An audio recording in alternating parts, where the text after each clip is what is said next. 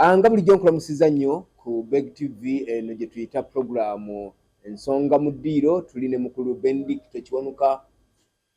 agenda kuba nga atutemerako mbu n'akagga ku bitambula mu kibiina kya Democratic Party, ekibiina ekyali eky'amaanyi ekyafuuka lugoojamye, baakitundako mbu ekiwayi, abamu baasigala, abamu baagenda. Agenda kuba nga atubuulira y'omu ku baagala okwesimbawo ku bifo ebisinga okubeera eby'amaanyi mu kibiina ekya Secretary General mu kiseera kino. Siranda Gerard ye Secretary General w'ekibiina ate nga mubaka wa kibiina mu Parliament ya East Africa. Sokubuuze ku balabi ba Beg TV. Balamusizzaako nnyo mwenna abalabi ba TV yaffe n'enganzi. Erinnya eryange nze Kiwanuka Benedict. Naawe ne nkulamusa mukulu Kibalizi John ate olw'okumpa omukisa guno okujja wano okuba nga mpa ekifaananyi ekituufu mu kibiina kyaffe ekya Democratic Party.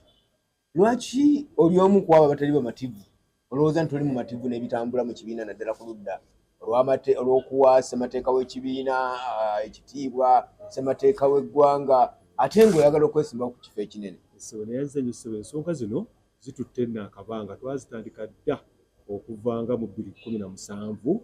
bwe twafiirwa abantu baffe 2017-2016 twafiirwa abantu abaali ab'omuzinzi. Mwafiirwa Birekeraawo, ne tufiirwa Omuwanika, Kiisa Kikungwe, ne tufine Honorable Baswale Kezaala n'agenda mu NRM ow'Ejjinja. Kale n'abalala ne bagenda nga bakola ki? Twafuna n'omubaka eyali mukyalambidde Susan Namaganda. Kati ekibiina ne kiba nga olukiiko lwa NEC terikola ki? Teruwera. Ky'ogamba okuva olwo terujjulanga? Terujjulanga ate terulondebwanga olw'ensonga nti twagezaako okuteekawo pressure ng'abantu bangi bagenzi batambula ne batugamba tugenda kulonda nga 2018 ne tuyingira mu zilinioni 2018-2019 tuba tukyerera COVID najja. Naye tanaba kujja. Kati twatula mu lukiiko ne tuteesa tugende mu reunion ezo nga tukubiramu campaign sajida ati tusobole okuba nga tulonda obukulembeze obwo. Kati Honorable Sulaiman Kidandala kati omusibe yekolera yali Secretary General, yali organizing secretary. Ne batula mu lukiiko lwali separate ne Honorable Robert Mau bo ne balondawo olukiiko olwabwe. Era tugenda okugenda e Makerere tutuukayo ne tusiŋŋaana nga ebifo byajjudde. Twagenda ku programu yagenda kuba campaign mu reunion ne tumobilizinga abantu baffe bwe twatuuka awo tebatuwa muzindaalo. Akati kwebuuza nayindidde n'omugenzi Dr. Semwogerere n'agamba agenda obuuze Sulaiman Kidandala. Bwe nagenda omubuuza yeetonda bwetooze tusonyiwe nti eggulo twakozeewo meeting ku National Theatre ne tukkaanya ne Honorable Robert Mau ateekewo abakulembeze okuva 2018 paka 2020 era we baleetera Honorable Gerard Siranda ng'omuwandiisi ne bayita Honorable Babirye Kabanda. Lukiiko kyolwo olwatuula olulonda abo be baamanya be Seeke kizibu nnyo kiri kiba kyakintabulye enkola yaabwe y'ekivandulo. Ate Kidandala olwatale naye akomekereza akifulumye. Kati awo 2018 bwe bamala okulonda awo e Makerere tebaatuwa na muzindaalo. Ne tugenda ne tuvaayo Dr. Simoge n'agamba nga bwe bagambye 2020 katugumiikirize banga tono nnyo myaka ng'ebiri naye tekyawera kaalinga gumu kitonde. Ne tugumiikiriza kati bwe gwatuuka mu mwaka gwa 2020 tutandika okulonda. Ne tulonda era nze ne banonda nga delegate n'abalala bangi babalonda nga badelegate. Honorable Robert Mau Honorable Gerard Siranda ne badda wansi we bazze nga balonda bazze nga batulonda. Sulaiman Kidandala walondedde ate bo ne baleetawo obukulembeze obwabwe ne tufuuka enkiiko ezi. Era kati kyekiro gy'okuwulira mu maaso awo senga delegates conference egenda kubaayo ne National Council. Ani agiyita era baani abajja? Kubanga abo abantu tuli babiri buli kifo. Waliwo olukiiko Mawulo yalonda ne Kidandala. Enkola yaffe ebeera bweti nti NEC bw'emala okutuuza olukiiko nga tuyita mu Secretary General bayita National Council. Ati National Council kwe kubeera chairman wa district. Kati chairman wa district yakola ezo zonna internal elections ng'akolagana ne wamu n'omutesi. Kati mwine ba Secretary General bameka ewawanvu nnyo. Mwine ba Secretary General kubanga tetulondanga. Mwine wa Mawulo okuva ne twava e Katomi tetulondanga twabangawo okulonda. Era Siranda ate gwe tumanye Secretary General. Bamusoba busomera wano omulamuzi amwogerako wano mu declaration that the decision of the respondent to announce the name of the office bearers of the respondent from a pre-prepared list was illegal. Kitegeeza tewaliwo kulonda nga bwe Mau ne Kidandala okutuula. Kati olwo batula 2018 kati 2018 aguwedde ne 2019 2020 emyaka 2 giweddeko emyaka 2 giweddeko baddamu ne batuula ne bayita olukiiko n'ayita olukiiko lwa National Council bw'ayita olukiiko lwa National Council ne lukola enteekateeka ey'okulonda ne lukwasa omutesitesi w'ekibiina ne Sulaiman Kidandala ne Shafiq Tembe bagende batandika okulonda badelegates abagenda okugenda eggulu ontegeera kakati bwe kyatuuka nga Kidandala alondesa abantu abo Honorable Robert Mao n'agamba nti oyo mugobye okitegeera kati mu kumugoba ye ne Honorable Gerald Silanda ne bakomawo ku ground gye tuvudde ne batandika okujja nga ate balondesa olwo ntandika okubeerawo abantu aba constituency emu ng'erimu badelegates Kidandala be yalondesa ye bali n'aba Honorable Robert Mao nabo ye bali kati bani wagenda nze nagenda naye tebanzikiriza ate teweteba mu kulonda tewaliyo kulonda kakati waliyo kyeggulu kusoma busomi era wano omulamuzi akikkiriziganya bulungi mu paragraph 41 eyo ensala ya musango yadde eyo gy'osomera abantu ya 223 ng'asala ng'awakanya ebyali eggulu nze nawalaba era agamba the applicant pleaded in the notice of motion that the respondent announced members on a pre-prepared list of office bearers including that of the Secretary General.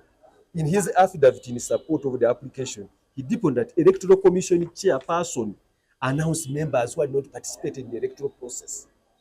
N'agamba including Gerald Silanda kati agamba nti Secretary General wanamugamba bamusoma busomi olupapula lwali list oba olukalala lwali lwateekeddwa dda era agenda mu maaso n'agamba as the respondents officials the respondent not rebut this averment. The respondent therefore presumed to have accepted that fact. I therefore find that the applicant proved the respondent did not conduct elections in accordance with the byonna obisomye bwana Kiwanuka obisomye naye Mao ne banne baajulira bajulira mu musango bino biba bisango okutuusa tufunye judgment kubineerwa nzija stojja erwa ati judgment nayo njirina wano kubanga wano wawangula naye tetumanyi bateeka ya apiiru apiiru yaabwe gye bateekayo apiiru eyo etteeka likugamba mu article 76 ne article 78 eya judicature court of appeal rules nti olina okuteekayo appeal notice of appeal then n'ogisavinga kye bataakola kati bo kye baakola baddira omuntu omu nankubira essimu nga naakafuna luulingi nambuuza oliwa ne mubuuza gwani n'agamba ojja kuntegeera nenzijako essimu wayitawo eddakiika nga 5-10 n'addamu nankubira namubuuza nti gwani n'agamba ojja kuntegeera wabula gunda ne mugamba ngenda ku St. Atanas Mobile wali Kereziya ya opposite ne Ham ngenda mukusabawo okwebaza kubanga nawangudde ki omusango n'agamba ye kale ngenda kujjaawo ne tubeeraawo teyalabika kakati so tebansavinga ne bakola obusolosolo bungi kakati bo ne bakibaakola obona bukodyo bwakuwangula muyita busolosolo naye omusajja omupiira bwakola byonna yabawo kino sinze nakifulumya eno yali court schedule bwe bagikola nga batugamba nze nina okuteekayo ennaku z'omwezi 14 defense yange kyennakola era gyeri kati ku 15 ne tujja mu maaso g'omulamuzi ga registrar ono bamuyita Susan Worship Susan bwe twajja kati mu affidavit ze nakola omuntu gwe bagambe yakuba ekirayiro mumanyidde emyaka 30 gatone mupiira bamuyita Lubega Abdul Nasser mumanyi bulungi era naye amanyi era ne magoga akimanyi tutumanyi gaye tewali muntu wa mupiira atakimanyi tutumanyi gaye yego bakozesa okuba ekyo nindo okulaba nengamba ono omuntu mumanyi tangambangako ku nsonga za DP atajja ati okuba ekirayiro kiba kifu era nenkiteekamu nenkwata essimu zaabwe zonna oli gwe nayogera naye noono Lubega Nasser akubye ekirayiro nengenda mu MTN ya teleprintawo nembiteeka kubange etteeka litugamba olina obbasavinga nze nabasaavinga bwe bakitegeera nga 15 nga tubasabye twetaaga tukuusa examining Lubega Nasser n'oyo yeeyita Saalongo eyankubirangako eyansavinga yono Lubega Nasser atayogerangako nange ekyakolebwa kiri kitya nga 15 omulamuzi oyo bamuyita Haushi Susan n'atugamba tukomewo nga 28 omwezi ogw'Okwakubiri 2023 ku ssaawa 6 Honorable Robert Mao yakola ne Honorable Gerald Silanda wamu n'omulamuzi bamuyita Justice Monica Mugenyi ne batuuza kooti kodi batijanika okuva mu maaso bagize emabega muteeka kiba kifu kooti tedda mabega bw'oba adijaninga kooti egenda mu maaso ekyokubiri ku ekyo ne bakola expert judgment gye baateekawo nga bagamba nti nze neekweka kati bo bwe bamala okusavinga kwaweekweka ate n'okola bino byonna yeekweka nzija kati bo bwe bamala okukola judgment yaabwe omulamuzi oyo n'abagamba baginsavingire ku WhatsApp bateeke mu New Vision mu monitor ne ku notice board naye ate ku notice board ne mu New Vision ne bateekayo advert ya notice of appeal order teriiko n'oluusi wano wetwogerera kati order tebagimpanga tebagitusavinganga kakati naye kati kansoke nkubuuza nga tonnagenda wala osuubira okufuna obwenkanya nga mwawo minisita w'amateeka ekyo nakyo yalekawo DP n'agenda eri lwaki mumalira bannayuganda obudde kumala budde baagala okwesimbawo omuntu ayagala obukulembeze andi kino kyenkola kyekyamba bamemba ba DP ate kyekiyamba n'amateeka mu Uganda kubanga kati amateeka bategedde nti Mao Honorable Robert Mao yeetaba mu baabalaamira mu DP afe mwe twazaalibwa tetulinako kibiina kira ate olowooza gaweke yazaalibwamu banno baagenda okolayo ate Honorable Robert Mao teyazaalibwa mu DP ye taata we wa UPC nabo bona famire ba UPC ye yagijjamu kati bo bajjamu nga basuubuzi kati ate tebayinza kugobamu babagobamu waliwo abawaako abantu abo olunaku abamu bagenda mu Nuupu abamu bagenda mu FDC abalala kati bali mu DA naye naawe tujja kutuukawo kakati bwe bamala okukola ekintu ekyo ngeri kwekunze kwekugenda wa Deputy Chief Justice nga muwandiikidde naŋŋamba nti amateeka ga Court of Appeal ye Honorable Richard Buteera omulamuzi Tatuulomba ekyokubiri olina okugenda okukola appeal naye ng'obudde buyise nga sikyasobola kukola appeal kye nakola ne nteekayo omusango baguyita 0005 omupya 2024 nga ŋŋamba ebintu biri eby'omulamuzi Justice Monica Mugenyi ne notice of appeal bive ku court record naguwabanga 11 January tuzze tuguluba n'omusango ogwo nga babayita tebajja January 2024 nga babayita tebajja babagamba muteekeyo submission zammwe tebakola oyitaani minisita w'amateeka g'oyita ate nti oledi yayingidde mu kisaawe oyimala kukkira mu kisaawe minisita wa ssemateeka ate olwo oyingidde mu kisaawe kati ekyakolebwa tuusa naffe tuba tetutudde ennaku z'omwezi 8 omwezi ogwokutaano tukiyita conferencing yatuula bwe yatuula bayita mu kanso waabwe Ssemuyaba najja n'asaba emyezi 2 kyasobola okuteekerateekeramu nti submissions ne tukigaana ne bamuwa wiiki 2 bwe bamuwa wiiki 2 yajja ne memorandum of appeal ne record kitegeeza yajja nakuwaaba musango oba ontegeera ate mu nkola ya kooti ya Court of Appeal tosobola kuwaaba musango ate bakuwaabi ate naawe owaaba kakati tubeera omusango ne gubeera ngutambulidde n'ebintu bingi kutuusa ne nawandiikira bamuyita Honorable Justice Godfrey Kiryabwire ne bateeka omusango ogwo nga 3 ogwokumeka 31 omwezi ogw'Okitoba ogw'omwaka oguwedde netugenda mu kooti twagenda mu kooti ne tutuula paka ssaawa 3:30 ate batugamba abalamuzi tebalabise tugamba ye abalamuzi baba tebalabise kijja kitya ne mutatubulira tubuulira tubagamba tujja kutuula nga 5 Novemba ne tugamba kale 5 Novemba zaali kumpi lwali lwakubiri kati ku kiro ekyo ekya31 ate omulamuzi oyo omukyala Hawship we bamuyita Alan Lukondo aweereza hearing notice endala ng'eyogera ku musango gw'abali 1161 era kwe kubalumba ne mbagamba kino kijja kitya kigenda kuwulirwa kyonna ku lwokubiri ne mbagamba tekisoboka mu mateeka tebasobola kuwulira misango gino emeka ebiri ne tugenda mu kooti abalamuzi kulu bajja pano ya abalamuzi 3 bwe bajja ne basoma gwange 0005 of 2024 buli ogwabaire bakola tebagusomera tegwawulirwa akati omulamuzi n'abuuza byonna biteereddwayo nti biteereddwayo naye bali tebalinayo submissions akati natugamba bagenda kuwulira nga 11 February just ewulerodoza nnaku bunaku bagenda okukola ki okubuulira akati balina ekintu nga bw'olabye nti minisita wa justice ayita mu registry ne bakolerayo forgery. Ekyo bayita obuyinza si forgery. Forgery buyinza. Kati bawa omulamuzi oyo wrong interpretation. Kubanga kati omulamuzi bw'amala okukola ekyo alekera kanso simu y'abagamba nti olina ky'ogamba kooti nti mbadde nsaba tukole arbitration tutegeeragane. Nsonga zigolebwa kooti. Ne mugamba nedda. Omusango guno gumaze mu kooti omwaka mulamba teguwulirwanga. Bwe bajja baleeta obwo obubadde. Nze njagala gumala okukola ki? Okuwulirwa therefore tulyoke tugende mu kiri. Akati n'agamba nti twetaaga tusooke mugende mu arbitration. Nze n'ekigaana naye nyina akirirealizinga nze nkiganye. Ekyakolebwa akati ne batugamba bwe munaaba temugize nga 11 era kati bize 11 okuddayo. Naye bingi nnyo ebigenda okubaawo. Ekisooka apiiru yaabwe eri proper before court of appeal. Ekyokubiri omulamuzi Justice Monica Mugenyi yalina obuyinza obuli obwadijaninga kooti okugijja nga 28 n'agizza nga 21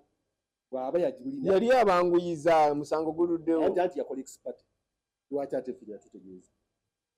ng'agenda okukola ekyo ku kooti record kwaliko affidavit yange yaliko ng'ennyonnyola biri byonna ekyokusatu teyagisayininga eri anisayini milete kitu kita no force of the law terina kintu kiraga ddala bino bye mukola byonna tubitegedde biyamba DP oba byongera gisanja tugenda mu kalulu munalonda ddi munagenda ddi mu delegates conference munalabye ne bachairman ba district abagenda okubiriza enkiiko ezigenda okunoonya bakandidate kati DP eriruddawa mu kintu kya 2026 tunakuva mu 2026 tetusobola kugenda mu 2026 ekibuzo kiri nti ani alina okukola kubanga honorable Robert Mao ne honorable Gerald Siranda njagala okutegeeza abeera secretary general mu article 72 ye convener w'enkiiko zonna ez'ekibiina abeera ali wamu ne chairman we chairman yazicharinga organizing secretary abantu basatu obalina titubalina olw'ensonga delegates conference ey'eggulu omulamuzi yagigoba era akugamba mu Justice Philip Odochi yali illegally convened.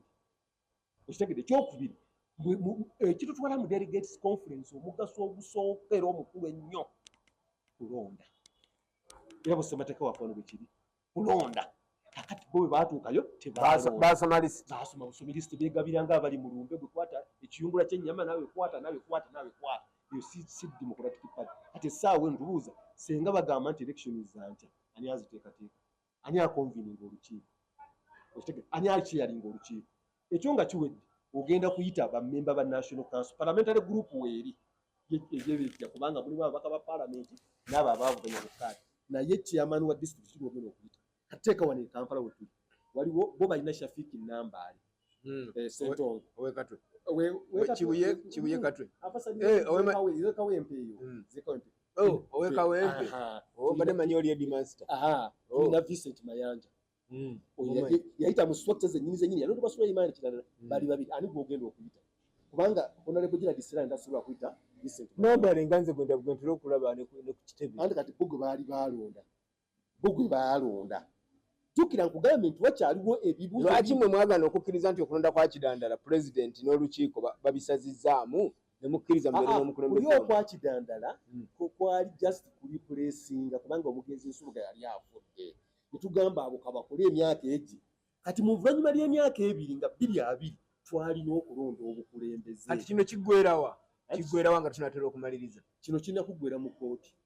kiggwera mu kooti kitya nti kati ffe ng'abantu tusobola kisolovinga ffe nabo olw'ensonga bo bagamba be batuufu nze mbagamba be bakyamu kitegeeza ki kooti egenda kusoma bino naye omusango gye guli nga 19 kugenda kuba guba twaguteka tugiyita contempt of court nga guva mu ggulu guli before honorable Dr. Douglas Singiza bo baayitako olukiiko lumu nga 19 April olwali Embaale mu kuluyita era nze naddukirawo mu kooti otegere bwe tuka mu kooti olwa honorable Robert Mao n'azannya obuzanyo honorable Singiza ne bamugjawo n'alemu okutuwa injunction saasemba nakyo kye nakola n'enzirayo tugita extract ne extractinga zino order zino zoolaba zino zoolaba nesayiningibwako omulamuzi bamuyita Faizu Mulalira ne tuba twalira Embaale ne tubasaabi era ne bakitegeera bo ne bagenda mu maaso kye nakola ne ngenda mu kkooti ne nteekayo omusango contempt of court orders. Mu ekyo nga nsaba ekisooka Honorable Robert Mao alina okusibwa civil prison ne Honorable Gerald Siranda ne Dr. Mayambala wamu ne Mr. Rutagwera kubanga bavuula ekiragiro kino. Ekyokubiri ku ekyo balina okusasula costs. Nti waliwo costs nga fine obukadde 3 bonna awamu ate buli kinoomu alina okusasula obukadde 1,000. Bwe bamala bawe costs z'omusango omusango gusalwa nga 19 February 2025. Mu kyo bwe gumala okusalibwa bali ne bagenda eruzira ate bateekateeka batya ekisoboka. Ekyokubiri bw'obanga ogenda kuteekateeka okulonda kwa Democratic Party tosobola kusooka kuweereza register mu kyalo nga tonnaba kukikonvinira National Council. Okuva 2020 n'okutuusa essaawa ya leero National Council tetuyamba kati okola kuteekateeka neeke tekkirizibwa kuva eno egende etuuke wansi ku byalo wabula chairman wa district yalina okutuuka wansi okitegeera ate ne ritaani eziveeyo zirina kutuukira wa chairman wa district. Honorable Gerald Siranda akulaga ayagala zijje ku secretariat baagala ebituwa ku secretariat babitwalire president Yoweri Museveni eryayinza okukkiriza ebyo. Museveni olukalala lw'abamemba ba DP abalwagazaaki okimanyi nti baakolako cooperation agreement bagirina era oli n'afuuka minisita n'oli n'afuuka member wa East Africa. Baamulonda akulonda twakulaba anti okulonda era okulonda kubaawo naye okulonda yali asobola okuwangula. Ebyo mu baddipi mu bitugamba ffe tuli bamawulire anti katuwuliriza era okugenda muli nga cooperation agreement emaze okuba olubamuwadde obwa minisita ono agenda ku bubaka bwa lwaki babiri bokka be baafuna mwasooka ne mutugamba ne George Kajimu mwatugamba George Kajimu yafuna ki? Yafuna commissioner mu Uganda Registration Bureau Service Bureau. George Kajimu ow'omukono wa Fesitino gwenda olabe oti omusiŋŋaane waawe yafuna n'abalala bafuna agenda kwesimba wagenda ku kaadi ki? Sinaba kumanya wagenda kwesimba naye yesimba ani omulala yafuna bitubuulire gwe obimanyi kanji n'abala w'ekitimba Mutoro Kasule Kasule yafuna ki? Baafuna ali ludda bwa tetumanyi gyali gwegera bugenzi ku kitebe kyabwe ojja basiŋŋaana awo omulukazi bafuka ate bakolera ate emirimu gye baafuna bagikolera ku kitebe muwayiriza sikuwayiriza kyekituufu nti bano wano mwatugamba nemumondiri mukulu mukasambidde naye agenda kufuna oyo afuna omusajja tumulaba anti enkola ya President Yoweri Museveni waliyo aboolujjudde kakati ab'omulukuubo tosobola kumanya DP ennungi ne DP embi n'ennungi bwoli wanki anze ndi mu Democratic Party embi ennungi nze sibyawulamu nze ndi wa DP kakati waliwo ekintu oba maawu mumuwala nakuba bwe yali akola endagaano mwe temwafunako temwafuna kifi etteeka ligamba yabalabanga bwogera nnyo nga bwe yali eggulu yali ategeeza kubanga bali abaali eggulu ba delegates baali ba NRM abako n'abakyala bwe batyo kakati naye kyamulemu okusoosootola gwe tobeera na buyinza bukola ndagaano on behalf ya DP onatandikira mu delegates conference kati kibo kibaakola kati nga tugenda ku internal elections tezisobola kubaawo kubanga katulaba Honorable Gerald Siranda yagamba nze sijja kuzeetabamu olw'ensonga sinaba kunyuwalinga mu DP tekiriiyo nze ndi musajja mukatoliki bambatiza ddeyo mu mwaka gwa 76 siriddamu kubatizibwa amateeka g'ekibiina kya DP leka gataputa bubi obwa memba oli life member oli life member ate nze ndi muzaala amateeka gali wano chapter number 2 yeno yogera ku membership terina weegamba nti buli kanako ojja kuyinuwalinga si buli kanako membership y'etteeka ligamba ki ate kasi ofuna kaadi ofuna kaadi n'ogifuna mulundi gumu osobola okugula ku branch yo kubanga gwe muva akasente akayamba branch naye tekitegeeza nti wemba saagula ku branch sikyali memba tolina bwinza kungoba mu memba era baagireeta criminal objection baagireeta mu maaso ga Justice Mike Erubu nalina kaadi 20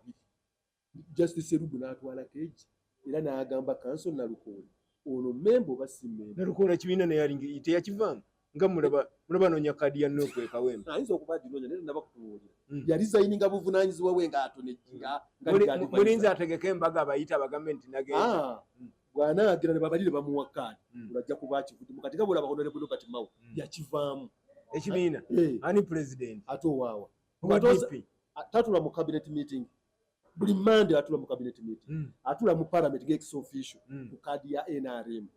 kati ate ogamba nti atajje mu DP gwe kyaba gukisoboka sibula tume wano va ku kibiina ky'abanno kibiina kyaffe ebyobufuzi temuli mazima ekyobufuzi bizinensi ffe tuli bazaale ba mu kibiina bajjajjaffe bakitaffe bonna babeera mu kibiina ekibiina kyali kyabajjajjammwe ettaka ly'Ewandege lino lyali lyabajjajjammwe naye baali batwalako kati mukkirize tebasobola kitwala kubanga olaba mugenda kizza mukya kamera ng'eyo ogiraba osobola ogijjawo n'ogitwala naye omutima gwange tosobola kugujjawo era mujja kusigaza mitima mukuuma mbogo lubaale bamubba tebajja kusobola mubba kubanga lubaale kati ab'NRM be bamusamira naye ekiriwo ekituufu kiri nti internal elections tezigenda kubeerawo era nazo mwataddeyo injunction nabadde mpreparinze gibazita consequential orders twagenza okulaba nga zirina similarities ne concept of court orders katuna kye tulinzeeko mu just mu wiiki eno tulabe bwe tugenda okukyusaamu okwo tukyayagala bali bafulumye notisi mwagala musooke mutereze waggulu mudde wansi kati olaba katosobola kuteekayo consequential orders nga bayite bafulumizza notisi kati bafulumye notisi ya NEC eteekateeka okulonda eteekateeka national executive committee meeting balete ya national council nereeta deriscof mulyoke muddeera mu kooti nzireyo mu kooti kubanga olwo mba nina baakaapu so gw'ogamba DP okuteekateeka okulonda kooti erina kumala kusalawo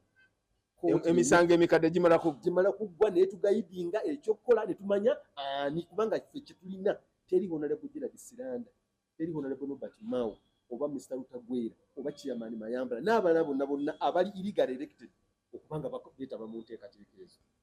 tetujja kusukawaawo mwebale nnyo ebyo bye bya DP bw'oba toluddeewo ebya DP oyinza obutabitegeera naye ffe abazze babigoberera fe tuyinza okugamba nti wano olimba wano oli mutuufu katulinde tulabe ate naku za mwezi batugambye nga 12 19 guli before Dr. Dagala Singiza concept of court kale akataleke kanga okabuulira ba DP nze maze osiibula sebo bonna abatuliriza TV yaffe n'enganzi banadde okusinga ddala bamemba ba Democratic Party mbasaba obuteetaba mu kintu kyonna ekitegekeddwawo Honorable Robert Mao Honorable Gerald Siranda ne banne gurupu eyo mukimanyi bulungi nti ruling eno yabajjamu obuyesike kubanga